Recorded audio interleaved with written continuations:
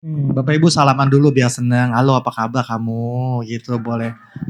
Makasih Pastor Anto, makasih.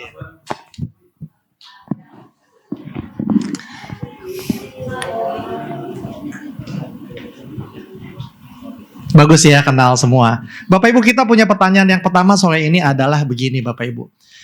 Si A adalah pengikut Kristus yang mantap. Jika Bapak Ibu jadi iblis, bagian mana dari si A yang akan Bapak Ibu serang? Kita punya 4 pilihan. Yang mana yang akan Bapak Ibu serang? Bapak Ibu sebagai iblis cuma bisa serang satu. Yang mana yang akan Bapak Ibu serang dari si A? Mananya? Imannya, atau pengharapannya, atau kasihnya, atau kekayaannya? Yang benar dulu, coba diskusi sama sebelahnya dulu ya. Imannya gimana? Ayo coba diskusi dulu sama sebelahnya. Mana yang akan Bapak Ibu serang kalau Bapak Ibu jadi iblis? Deas, lu kalau jadi iblis mana yang lu serang? Iman. Kok lu bilang iman? Kenapa iman, Deas? Kenapa? Why? Diskusi dulu sama Cianita. Kenapa nih, Man? Cianita, lu kalau jadi iblis yang mana yang lu serang, Cianita? Apanya? Hartanya, imannya, pengharapannya, apa kasihnya? Kasihnya Pak Santa. Bung Karel? Hartanya. Kayak Ayub. Ayub nggak jatuh loh. Ayub nggak jatuh ya, hartanya diserang nggak jatuh.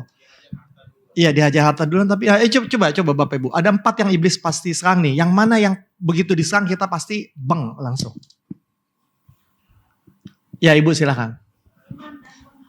Satu aja Bu. Satu iman aja. Cianita. Pengharapan. Deas. Iman. Kenapa Deas iman? Bapak Ibu betul ya. Deas betul. Karena cuman iman yang bawa kita ke surga. Orang dibenarkan oleh iman. Kata iblis gini, kasih lu boleh banyak gak ada masalah. Pengharapan lu boleh banyak, doa lu boleh 24 jam, gue gak ada masalah. Harta lu boleh banyak, boleh dikit, gue gak ada problem. Yang gue problem cuma satu, iman lu. Karena begitu lu punya iman, lu pasti ke surga.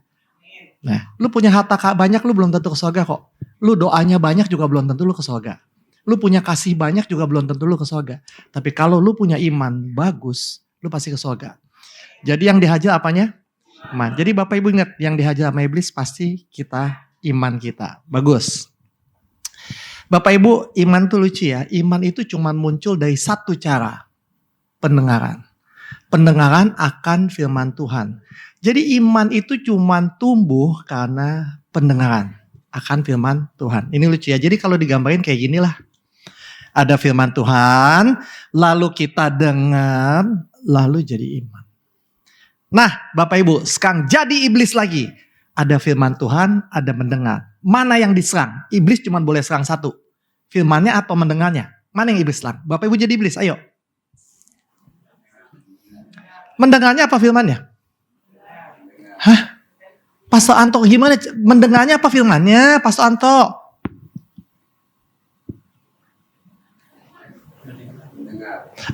Kenapa gak firmannya? Jawaban itu benar Pastor Anto, jawaban itu benar. Tapi kenapa gak firmannya yang iblis serang? Kalau firmannya kan gak perlu, tapi kalau kita tidak mendengar, maka gak akan timbul iman. Iblis gak bisa serang firmannya ya. Gak bisa diserang sama sekali itu bagian itu ya. Jadi itu tidak mungkin bisa diserang firman Tuhan. Yang bisa diserang cuman mendengarnya. Bapak Ibu jadi ingat. Bapak Ibu, iman Bapak Ibu akan dihantam iblis, bukan firman Tuhan yang dihantam. Kita mendengarnya dihantam. Pastor Anto kan benar nih jawabannya. Pastor Anto nanya lagi, gimana caranya iblis menghajab pendengaran kita? Gimana caranya Bung Karel? Ini penting nih, kita mesti tahu iblis ngapain kita soalnya. Dia mengubah sedikit firmannya, dia belokin ya. Jadi pendengarannya ngaco ya. Misalnya, firmannya bilang, jualan toge. Kita dengannya jualan moge. Lain, ya kan nih betul ya? Betul ya. Jadi Bapak Ibu, iblis bisa belokin loh. Nah, Bapak Ibu, jadi ingat yang diserang adalah pendengaran kita, bukan firman Tuhannya. Karena firman Tuhan gak bisa diserang. Jadi Bapak Ibu awas sama cara ngedengar Tuhan. Terus makanya kita jadi ngerti ayat ini nih. Ayat ini jadi kita paham deh. Ambil contoh Deas ini Deas. Deas sama Bung Karel. Bapak Ibu lihat ya, ini contoh bagus banget. Ini 1 Petrus ngomongnya bagus banget. Deas, mutu-mutu lu jalannya. Deas. Bung Karel situ. Ya, lihat ya, ini Deas. Ini Tuhan ingin berfirman sama Deas ya. Coba Tuhan mulai kasih tahu Deas gitu. Yes. Wow! Ngerti nggak maksudnya? Jadi dia nggak bisa dengar karena iblis terlalu keras. Coba sekali lagi. Deas. Barara! Ngerti Bapak Ibu? Iya. Nah, iblis itu mengaum-ngaum. Thank you Deas, thank you Bung Karel. Dipanggil lagi nanti, Jadi Bapak Ibu, sekarang masalahnya adalah singa mengaum-ngaum. Jadi kita nggak bisa dengar Tuhan ngomongnya apa. Nah sekarang nanya, bentuknya apa Pastor Anto? Pastor Anto ngomong benar nih. Pastor Anto, singa mengaum-ngaum bentuknya apa di sekeliling kita? Singa akan bilang begini, gak punya duit kan lu, besok gak makan. Itu ya, gak bisa bayar uang sekolah, gak bisa bayar kontrakan, ngapain lagi? Iblis akan ngomong begitu-begitu. Supaya kita gak pernah dengar suara Tuhan. Bapak Ibu saya kan naik motor kemana-mana ya. Jadi saya naik motor tadi pagi, terus di belakang saya kalau minggu pagi Bapak Ibu lewat Sudirman tuh ya, itu Harley Davidson banyak banget. Harley Davidson tuh gak ngancem saya, tapi di belakang saya, wow. Saya jadi deg-degan kan bawa motor. Nih gimana, nih motor kencang semua di belakang gue. Deg-degan lu Bapak Ibu, padahal dia gak ngapa-ngapain saya. Baru saya ngerti loh ayat ini. Iblis tuh mengaum-ngaum supaya satu tujuannya. Tuhan ngomong apa, kita gak pernah dengar. Ibu kasih contoh Bu, gimana Bu misalnya Bu? Contoh, iblis mengaum-ngaum di hidup ibu gimana? Ibu yang iblisnya? Oh bukan, sini Bu, gimana contoh? Ayo contoh, kasih contoh iblis mengaum. Ibu bukan iblis dong tentu, ibu sinilah. Ibu siapa? Foni. Ibu Foni, ceritain Bu Foni, iblis mengaum-ngaum jadi ibu gak bisa dengar suara Tuhan. Kasih contoh dulu. Gitu. Maksudnya ibu nggak bisa dengar suara Tuhan karena khawatir, karena apa gitu. Ayo coba. Iya.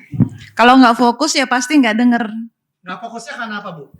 Karena banyak pikiran. Nah itu singa mengaum nggak? Mengaum. Maka nggak fokus. Ya. Ada lagi nggak contoh Bu Foni? Banyak tunggakan.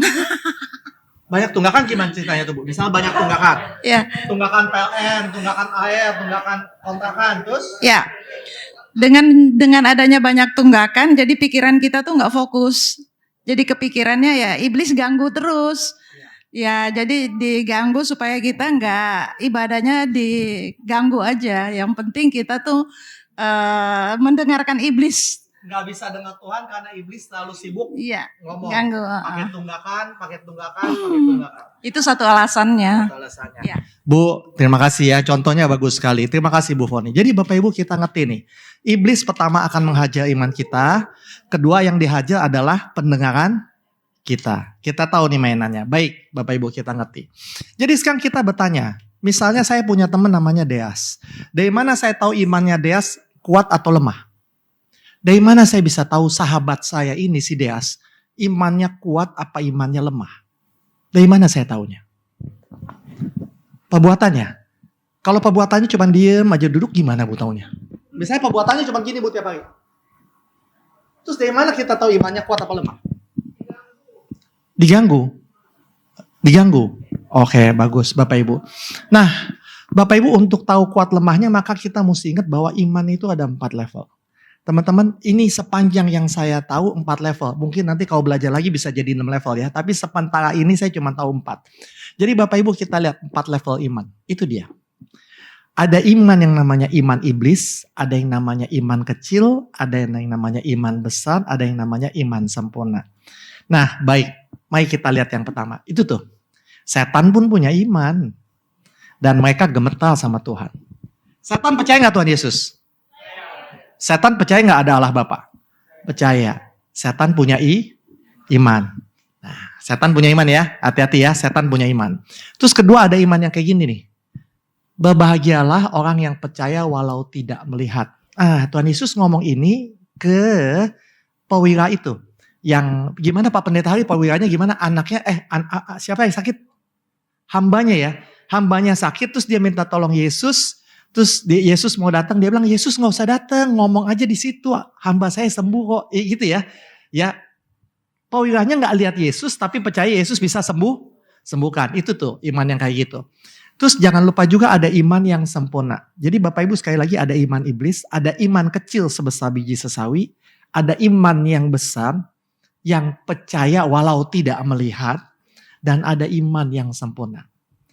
Ada 4 level. Pertanyaannya Bapak Ibu, iman iblis tuh kayak apa sih? Paniko, iman iblis kayak apa? Percaya Tuhan Yesus, percaya Allah Bapa, tapi nggak mau nurut.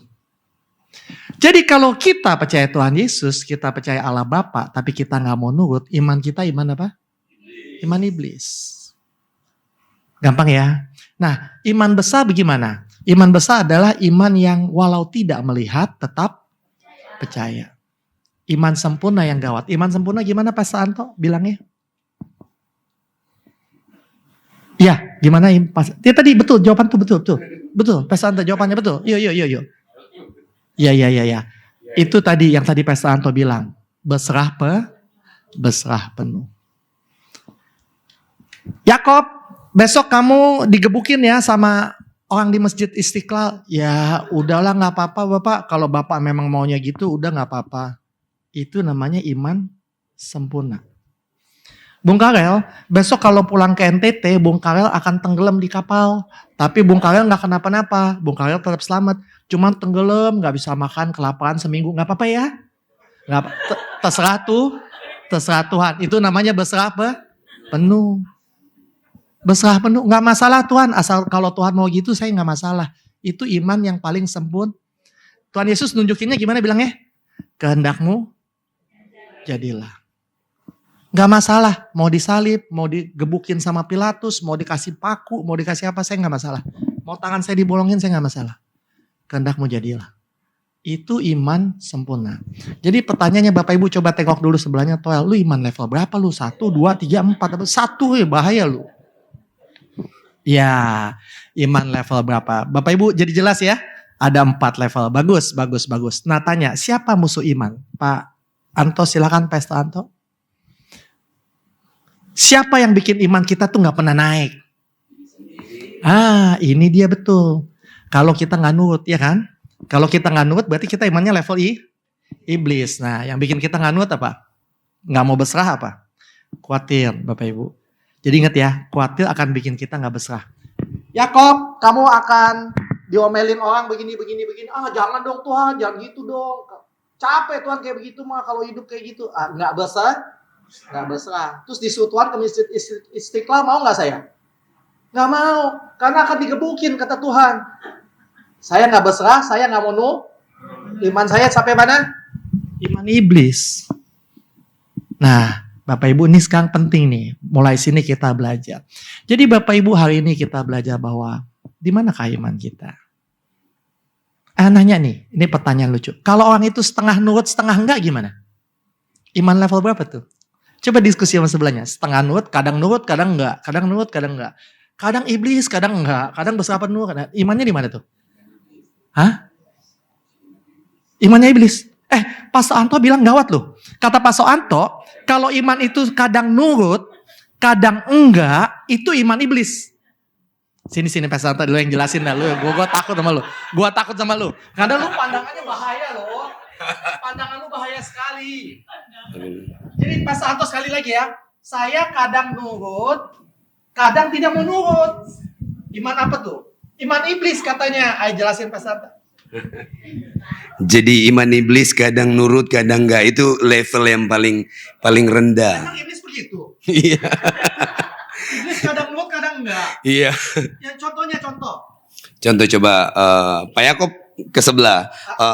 Aku jadi iblis ya? Iya, coba Pak Yakob tangkap Ibu Odi dan penjarakan dia. Dia galak. Nggak mau. Kalau Pak Yakob percaya sama saya akan berikan kerajaan dunia. Silakan, ayo tangkap Bu Odi. Dia galak, nggak mau. Ini adalah salah satu contoh iman iblis Bapak Ibu Saudara. Tapi kalau disuruh yang gampang. Disuruh yang gampang. Apa ya? Ambilin aqua. Oh iya. Pak Yakob ambil aqua. Nah ini mau kan? Nah. Kalau gampang Mau. Kalau susah? Mau. Katanya Pak Anto itu iman iblis. Bapak Ibu setuju? Pikirin dulu nih. Ini gawat nih, kesimpulannya gawat. Kalau gampang mau, kalau susah nggak mau. Kata dia itu iman iblis. Nah, Bapak Ibu setuju nggak? Diskusi dulu, diskusi. Nah, Ayo Pastor, diskusi. Temuin dulu. Iya, diskusi.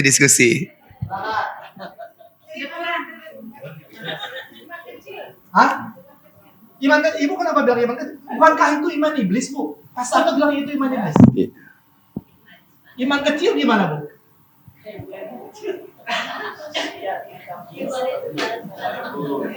Iman kecil gawat loh, Bu. Iman kecil bisa bedain pohon, bisa bedain Gunung. Ini di bawahnya loh, Bu. Iman kecil tuh udah berserah loh, Bu. Udah berserah. Walaupun deg-degan, walaupun kadang berani, kadang enggak, tapi berserah. Iman kecil tuh, Bu. Ini di bawahnya pasti. Jadi kalau menurut Pastor Anto, iman yang setengah-setengah itu iman iblis. Ya, kadang nurut, disuruh diskusi enggak Bapak Ibu Saudara? Diskusi mau. Tadi Gak kan disuruh diskusi. pikul salib nggak mau kan? Iya. Ini kakak nih, anak muda. Kak siapa nama kak? Daniel. Ya ada, Daniel. Daniel. Neil, gimana menurut lu Neil? Setuju nggak lo sama Pastor Anto bahwa itu ibadah iblis? Setuju sih, karena kan kalau di Infra kan juga tadinya kan malaikat ya. Terus kan karena dia menyalahkan Tuhan, Tadinya nurut, dia nurut jadi nggak nurut. jadi nggak nurut. Iya, jadi kadang nurut kadang nggak ada yang benar. Jadi kalau kadang nurut kadang nggak itu iman Ih, Daniel gawat tuh. Daniel sepaham loh sama Pastor Anto. Kan tadi ada penjelasannya. Sebelah lu siapa namanya Neil? Johan. Johan, ayo Johan. Gimana lu? Ini boleh pilih dua gitu kan? Boleh. Kalau menurut aku sih iman iblis sebenarnya tidak. Tapi kalau lebih ke iman iblis karena kan berarti artinya imannya nggak tetap nih di satu tempat karena dia masih bisa pindah-pindah seperti kalau Tuhan suruh yang susah atau nggak mau gitu. Nah itu masih berarti dia belum imannya belum teguh. Jadi lu bilang dia 75% iman iblis. 100%. 100%. Oh, tunggu dulu. Kita tanya pengkhotbah. Bu Odilia setuju iman iblis atau bukan iman iblis itu? Bapak Ibu, Kak Odilia ini udah khotbah dan khotbahnya bagus-bagus. Saya sering dengerin. Bagus khotbahnya. Kak Odilia, ayo. Kayaknya maju di depan. Ayo. Kak maju Kak. Sini Kak, sini. Melihat khotbah dulu. Kak Odilia ini teman lama soalnya. Anak Philadelphia dulu, teman saya. Anak Jackson. Kak, iman iblis apa? Kadang ikut, kadang enggak. Jadi imannya tuh iman perahu kalau menurut saya. Iman tahu. Terombang-ambing, tergantung cuaca. Tergantung cuaca. Iman perahu. Iman tahu tuh antara iman iblis sama iman besar apa iman kecil? Tengah-tengah. Jadi tergantung ya. Kalau ada uang happy, kalau nggak ada uang, Kalau ada uang pi, kalau nggak ada uang enggak. iya. Bapak Ibu ngerti maksudnya pi ya? Pigi, iya. Jadi Bapak Ibu gimana nih? Kita ambil dulu kesimpulan dulu. Ini iman iblis apa bukan?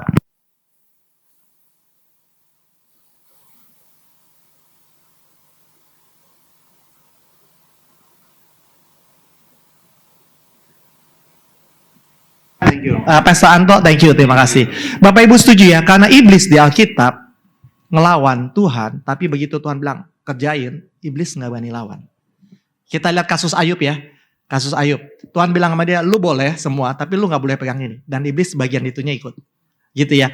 Bapak Ibu, jadi kalau kita setengah-setengah ikut Tuhan, kadang nurut, kadang enggak, iman kita selevel dengan iblis.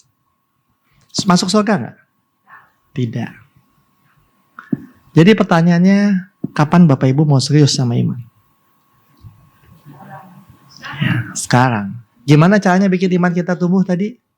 Dari Pendengaran. Tapi waktu ngedengar, iblis akan berusaha ngancurin. Jadi Bapak Ibu kita tahu bahayanya.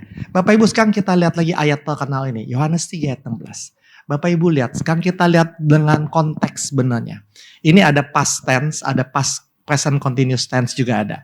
Karena telah begitu besar kasih Allah akan dunia ini, sehingga dia telah mengaruniakan anaknya yang tunggal. Itu telah dan telah. Itu past tense. Supaya setiap orang yang terus menerus berserah penuh kepadanya, boleh hidup yang kekal. Jadi kalimat ini nggak boleh disalah mengerti. Bukan orang yang percaya sekali doang, kemudian nggak percaya. Karena orang yang percaya sekali doang, lalu nggak percaya, itu iblis. Daniel tadi ngomongin, Lucifer dulu percaya, lalu tidak percaya. Jadi dia percaya, dia dibaptis, lalu kemudian dia hidupnya tidak mau ikut Tuhan Yesus, berarti dia imannya iman iblis. Karena kata Daniel tadi, Lucifer percaya, tapi kemudian tidak percaya. Jadi jangan lupa present continuous tense di situ. Supaya setiap orang yang terus menerus percaya, boleh hidup yang kekal. Kalau dia tidak terus menerus, Daniel, berarti dia masuk surga enggak? Enggak. Johan, kalau dia pertamanya percaya lalu tidak percaya, masuk enggak? Enggak. Jadi Bapak Ibu hati-hati. Karena akhirnya sia-sia kita jadi Kristen. Kalau kita setengah-setengah terus menerus percaya. Baik Bapak Ibu. Nah sampai sini kita sampai pada kalimat yang aneh. Ada orang punya kesimpulan kayak gini. Tidak ada iman yang tidak menghasilkan perbuatan. Tidak ada perbuatan yang tidak berasal dari iman. Nah ini kalimat sulit sekali. Kalimat ini filosofis, susah. Gak ada iman yang tidak menghasilkan perbuatan. Tidak ada perbuatan yang tidak berasal dari iman. Nah Bapak Ibu untuk mudahnya mari kita lihat gambar ini. Ini dulu. Tidak ada perbuatan yang tidak berasal dari iman. Orang yang kayak gini imannya kemana? Imannya ke uang, apa ke Tuhan, apa ke pekerjaan, apa ke babi kecil? Imannya kemana? Dia lihat tabungannya menipis. Imannya kemana? Imannya kemana? Ke uang.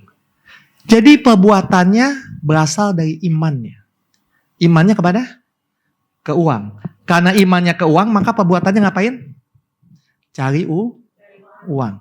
Karena dia percaya yang bisa nyelamatin hidupnya siapa? Uang. Bapak Ibu sekarang ambil contoh misalnya saya Yakob. Yakob tiap hari kerjanya adalah lembur sampai jauh malam. Cari tambahan penghasilan. Cari tambahan uang. Bisnis apa aja dia mau ikutan. Investasi di mana-mana. Yakob imannya kemana? Ke pekerjaan apa ke uang? Uang. Jadi benar loh, tidak ada perbuatan yang tidak berasal dari iman. Pasti tiap orang ada imannya. Bapak Ibu nanya, kalau kayak gini imannya kemana?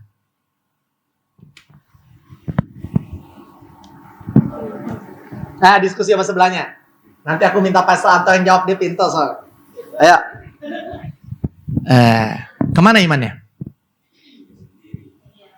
Ke diri sendiri apa pada kecantikannya? Kecantikannya. Maksudnya gimana tuh Pak Pastor Anto? Lagi deh, pinjam lagi deh. Gue seneng sama lu deh Pak. Lu jelasinnya bagus.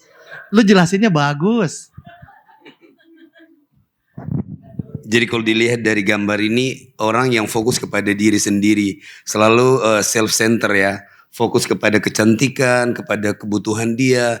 Jadi imannya iman yang berfokus kepada dirinya sendiri. Bahwa kalau gue kelihatan cantik, gue pasti gampang dapat kerja. Kalau gue kelihatan cantik, pasti banyak orang suka sama gue. Jadi dia tergantung sama apa, imannya sama apa? Diri sendiri. Kecantikannya. Kalau mukanya udah bopeng, dia berani gitu lagi nggak? Karena ini HP-nya bagus, jadi mukanya jadi bagus. Bisa jadi. Bisa jadi. Kan kebanyakan gitu hari-hari ini ya. Berarti imannya kepada mukanya yang cakep apa kepada HP-nya yang bisa disetel? Dua-dua ya, berhala. Thank you Pastor. Terima kasih. Bapak Ibu paham ya. Jadi kalau kita lihat manusia di kanan kiri kita begitu lihat tindakannya kita tahu imannya kemana. Nah, Maka kita ngerti kalimat berikutnya. Tidak ada iman yang tidak menghasilkan perbuatan. Jadi kalau imannya ke duit, pasti perbuatannya terkait duit. Kalau imannya ke kecantikan, pasti perbuatannya tentang kecantikan. Coba cek dulu Bapak Ibu, iman Bapak Ibu kemana? Coba pikirin dulu sebentar aja. Karena kita mesti tahu nih, ini tentang kita masuk surga apa enggak. Iman Bapak Ibu kemana? Deas iman lu kemana? Deas silahkan. Nah, Deas silahkan.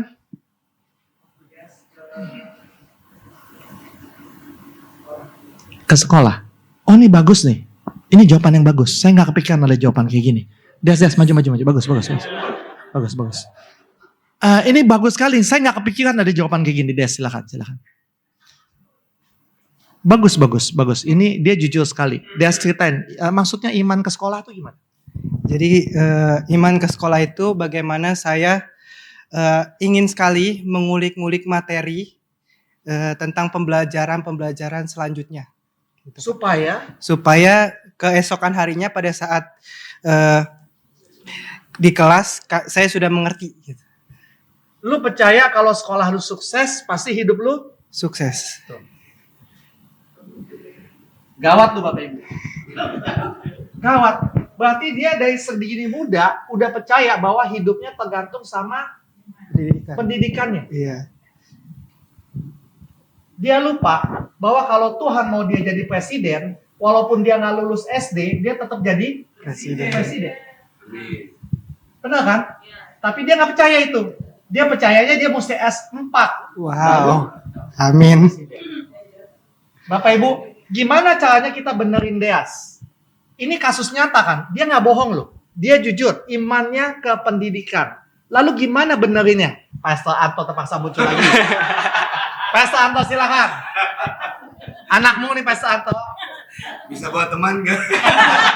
Soalnya Deas ini sangat menghormati Pastor Anto. Pastor Anto ke kanan, dia ke kanan. Oh haleluya Pak Yakub luar biasa ya. Buat kita berpikir, jadi kita belajar puji Tuhan. Pastor Anto. Kalau yang pertama dia Imannya ke sekolah. ya iman ke sekolah, dia harus bertobat dari iman di sekolah. Harusnya Gimana bikin dia bertobat? saya ajak dia untuk berikan pengertian harus beriman kepada Tuhan. Bapak Ibu ini bagus ya. Coba pikirin ya. Pak Pastor Anto mau kasih dia pengertian. Apakah itu berhasil? Ingat tuh, iman dia udah kenceng loh sama sekolah. Imannya pegangannya sama sekolah. Pastor Anto bilang kita kasih penjelasan. Apakah itu berhasil copotin tangannya dari situ? Insya Allah. Kalau dia udah khatam dengan sekolah, saya ambil waktu secara khusus melayani atau memberikan dia tentang Tuhan. Konseling. Bisa konseling karena tadi firman Tuhan dasarnya iman timbul dari pendengaran akan Iman timbul firman. dari pendengaran Akan firman. Pastor Anto pintar. Dia nggak akan berani ngomong sama Deas apapun yang di luar firman. Karena Pastor Anto tahu yang di luar firman tidak akan tembus apa-apa. Yang tembus cuma apa Pastor Anto? Firman Tuhan. Kasih di ayat Pastor Anto, kasih di ayat. Kasih Pastor Anto, kasih sekarang. Silakan. Deas lu sini jangan kabur. Oh iya. Pastor Anto mau kasih lo ayat. Pastor Anto lagi ingat koleksi-koleksinya. Yuk. Langsung blank. Nggak, lu ingat, ayo. Oh iya. Ya, firman Tuhan bilang gini, carilah dahulu kerajaan Allah, maka semua akan ditambahkan kepadamu. Amin. Deas ya. Kalau lu cari kerajaan Allah, lu pengen jadi presiden direktur, lu pengen jadi orang kaya, tidak akan ada masalah. Tapi cari dahulu, lu cari sekolah, berhasil nggak yang satu? Enggak. Pastor Anto bilang gimana tadi? Kalau lu cari kerajaan Allah, Semua ditambahkan. bukan cuma lu dapet, ditambah. Sekolah jodoh ditambahkan. Amin. Dia nggak pengen jodoh Pak. Oh, Dia nggak butuh jodoh. nggak butuh jodoh. Oh. Pastor Anto, ya. Teman-teman terima kasih ya. Pastor Anto makasih, Deas makasih. Bapak Ibu, jadi kalau ada orang yang imannya kita tahu ke tempat lain bukan ke Tuhan, kita pakai apa? Firman Allah. Depan aja Deas, pasti dipanggil lagi. Pakai firman Allah. Maka Bapak Ibu kalau konseling orang, saya nggak berani sama sekali ngomong di luar firman Allah. Saya takut karena nggak ada guna. Konseling 2 jam tapi nyampah. Buat dia capek, buat saya juga capek. Mendingan saya ngomong 10 menit, tapi firman Allah. Pasti tembus.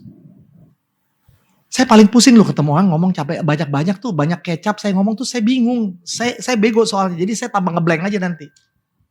Nah, Bapak Ibu ingat, kalau kita ketemu orang kayak gitu, firman Allah, Pastor Anto ngomong benar, kasih dia firman Pak Yakob. Pasti dia berubah. Tapi kalau kamu gak kasih firman Pak Yakob, dia gak akan berubah. Deas akan tetap pegangan sama pendidikan. Gitu Bapak Ibu. Pastor Anto makasih ya. Deas makasih ya. Thank you udah jujur. Baik sekali. Ingat, carilah dahulu kerajaan Allah. Ya, sekolah gak masalah Deas. Pasti Tuhan tambahin ya. Oke. Baik Bapak Ibu. Sekarang kita ngerti. Sekarang kita belajar definisi iman yang paling keren yang ada di Alkitab. Bukan definisinya Paulus. Bukan definisinya Petrus. Bukan. Ini definisinya Tuhan Yesus sendiri. Bapak Ibu lihat apa yang dia ngomong. Silahkan baca dulu.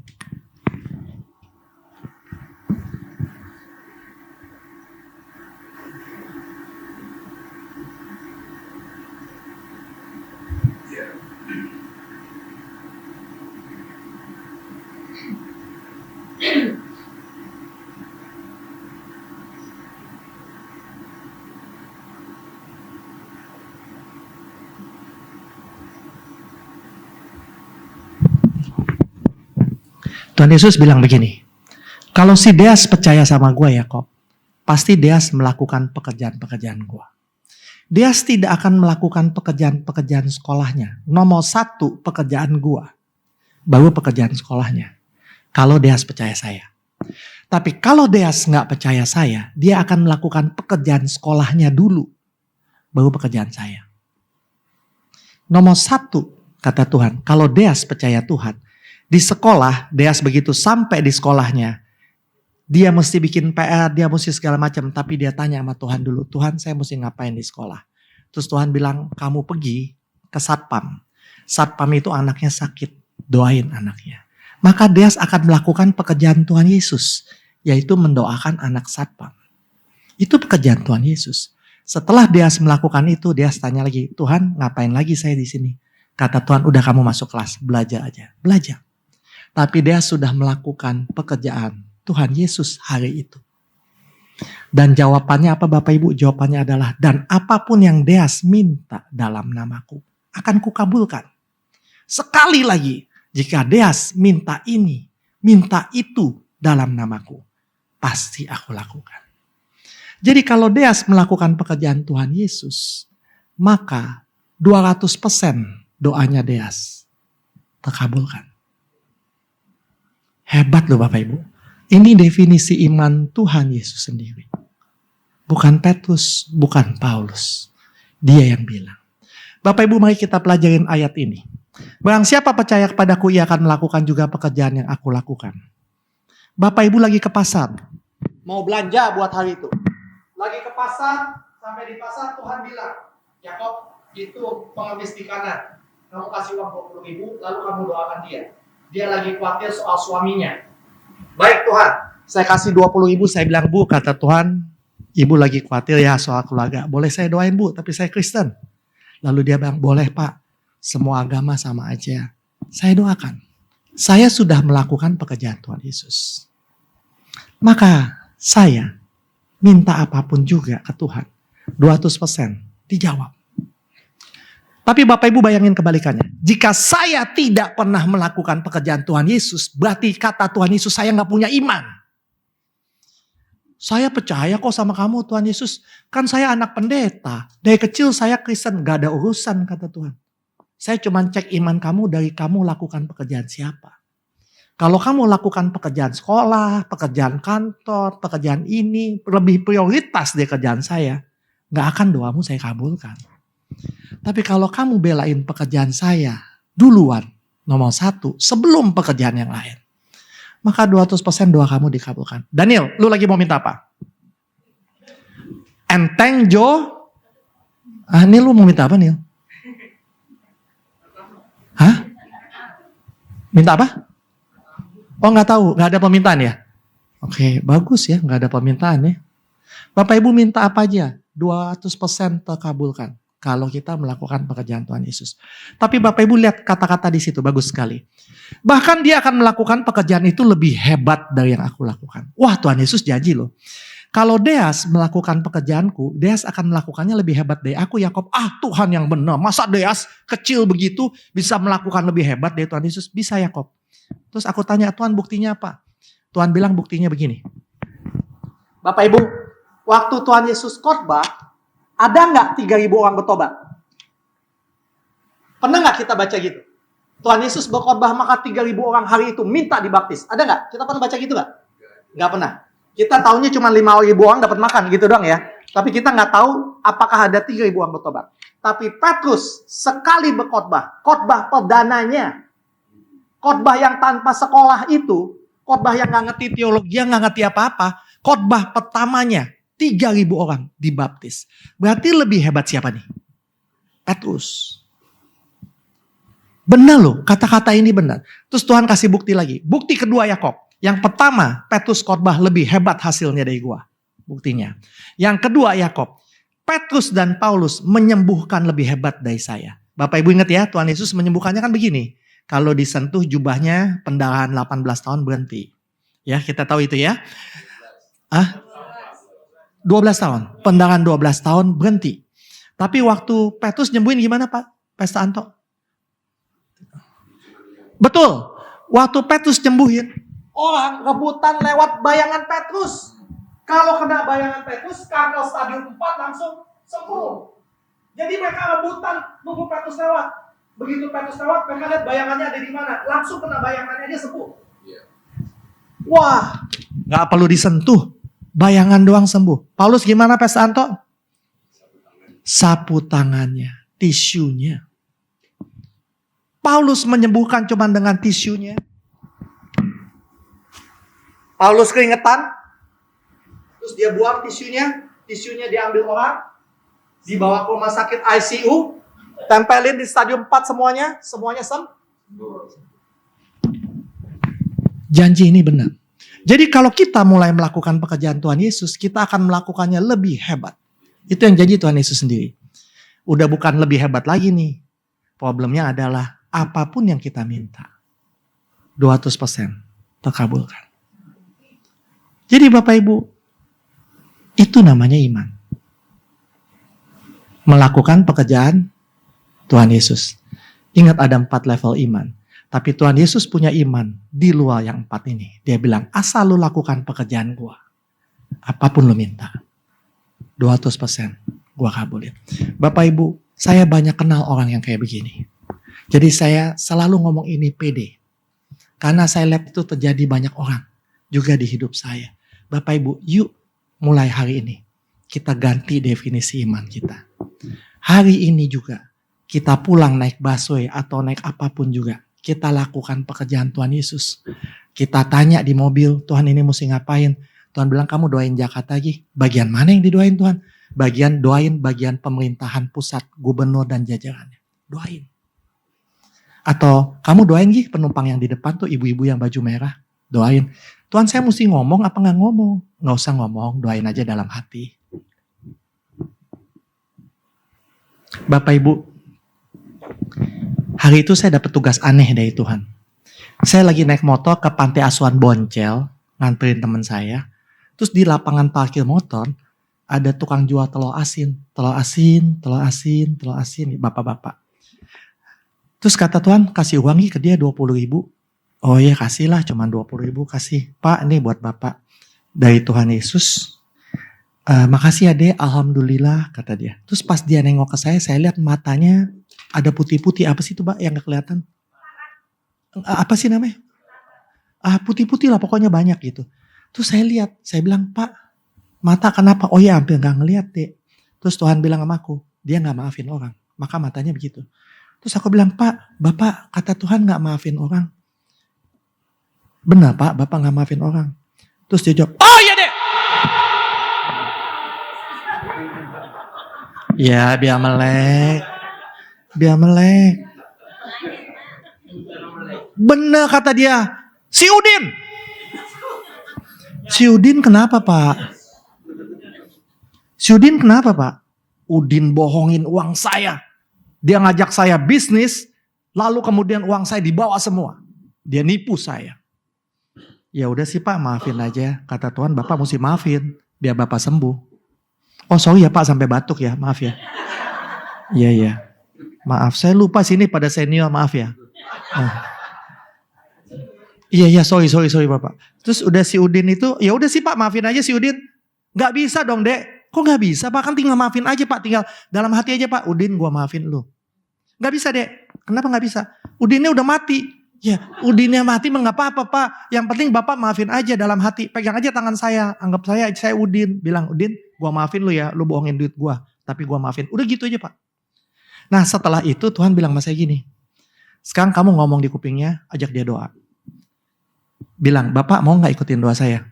Saya bilang, Pak, ini di kupingnya ya, di kupingnya. Pak, doa yuk. Tapi saya Kristen Pak, Bapak mau gak ikutin doa saya? Oh mau Dek, mau. Terus saya doa gini. Saya dengar dulu Tuhan ngomong, baru saya ngomong. Saya gak berani doa sembarangan. Tuhan Yesus, dia ikut. Tuhan Yesus, dia mau loh. Ampuni dosa saya. Ampuni dosa saya. Selamatkan saya. Selamatkan saya. Dalam nama Tuhan Yesus, amin. Dalam nama Tuhan Yesus, amin. Saya pede langsung. Karena dia mau. Pak, sekali lagi. Tuhan Yesus, ampuni dosa saya. Ampuni dosa saya. Selamatkan saya. Selamatkan saya. Dalam nama Tuhan Yesus, amin. Dalam nama Tuhan Yesus, amin. Udah terus kita salaman, kita pisah. Waktu di motor Tuhan bilang sama saya gini. Yakob, kamu tahu gak? Bentar lagi Bapak itu mati kecelakaan. Tapi saya sudah lakukan pekerjaan Tuhan Yesus. Dan Bapak itu selamat. Karena Tuhan udah janji, kalau ada yang berseru kepadaku, aku pasti menolong. Jadi Bapak Ibu, kita lakukan pekerjaan Tuhan Yesus dan Tuhan Yesus di atas lihatnya senang sekali. Karena kita lakukan itu, satu orang selamat. Bapak Ibu nanya ya, surga pesta cuman kalau ada apa-apa Pak Santo? Kalau ada satu orang bertobat. Bukan ada satu orang tambah kaya. Bukan ada satu orang tambah pintar, enggak. Bukan ada satu orang tambah sekolah. Satu orang bertobat, surga langsung pesta. Dan hari itu surga pesta karena Bapak itu bertobat. Betapa disayangnya saya karena saya bikin surga pesta. Pastilah permintaan saya dikabulkan. Berapa ratus persen dijamin? 200%. Jadi Bapak Ibu, mari mulai hari ini kita buktiin iman kita. Kita lakukan pekerjaan Tuhan Yesus. Kita gak mau punya iman iblis. Yang disuruh apa-apa gak mau nurut. Kita gak mau punya iman kecil. Kita gak mau punya iman besar. Kita maunya punya iman yang disuruh Tuhan Yesus apa aja kita lakukan. Itu namanya berserah penuh. Yuk kita tutup dalam doa.